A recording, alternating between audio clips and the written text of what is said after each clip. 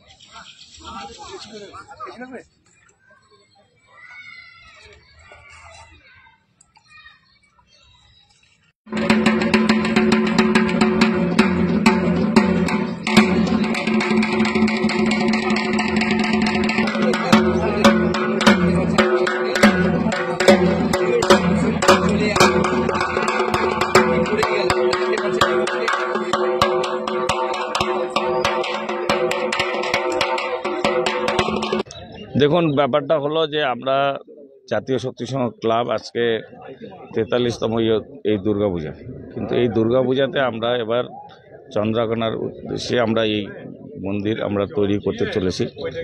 এবং আপনারা সবাই জানেন, শিলিগুড়ির আপামর জনতা জানেন, এবং শিলিগুড়ির বাইরের থেকে প্রচুর মানুষ এই পুজোর উপরে আশা করে থাকেন। তো সেই জন্য আমরা এবার একটু আলাদা টাইপের পুজো করতে চলেছি, কারণ এবং উত্তরবঙ্গের মধ্যে সবচেয়ে বড় পুজো বলে মনে হয় এটা গণ্য হবে। এবং তার বাইরের যে কাজ আছে, কাজগুলো আপনারা তখনই দেখতে পারবেন। এখন তো একটা ছবির মধ্যে আছে, এবং আমাদের টোটাল কাজগুলো এখনই শুরু হয়ে গেছে। আমরা এবার অনেক আগেই খুঁটি পুজোটা করছি, কারণ খুঁটি পুজোটা এখন করে রাখলে বাদবাকি কাজগুলো আমরা করতে সুবিধা হবে। এবং এই পুজোর প্যান্ডেলের এটার হাইট হচ্ছে 113 ফিট হাইট হবে, এবং চওড়া হচ্ছে আপনার 100 ফিট। তো এর 3 সাইড আমরা দেখাতে পারবো, কারণ ব্যাক সাইডটা তো দেখে লাভ নেই, কিন্তু 3 সাইডটা আমরা দেখাতে পারবো। ওটা 4 সাইড ছিল, তো এটা এখানে আমরা 3 সাইডটা দেখাবো। এবং আমার শিলিগুড়ির টোটাল যারা জনসাধারণ আছেন তাদের কাছে আমাদের অনুরোধ থাকলো, এবার আপনারা একটু তাড়াতাড়ি আসবেন পুজো দেখতে, কারণ হচ্ছে আমাদের এই পুজোতে লক্ষ লক্ষ লোক হয়। যেমন চম্পাশাড়ি মোড় থেকে নিয়ে আমাদের এই এলাকার রাস্তাঘাট সব জাম হয়ে যায়। যারা বয়স্করা আছেন তারা আসবেন, এবং আমাদের এখানে হ্যান্ডিক্যাপদের জন্য সুবিধা রাখা আছে, আমরা হুইল চেয়ার টেয়ার সবই রেখে দিচ্ছি। এবং তার সাথে সাথে আমাদের ক্লাবের যারা সদস্য আছেন, যারা বয়স্ক, তাদেরকে সহযোগিতা করবেন পুজো দেখার জন্য।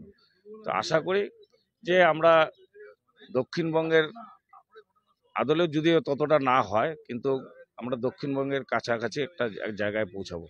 এবং আমাদের পুজোর উদ্বোধনগুলো আমরা দেখি দক্ষিণবঙ্গে যে সময় উদ্বোধনগুলো হয় আমরা অনেক পিছিয়ে পড়ে যাই, এবং সেটা দেখা যায় যে উদ্বোধন হচ্ছে কিন্তু প্যান্ডেল কমপ্লিট হয়নি।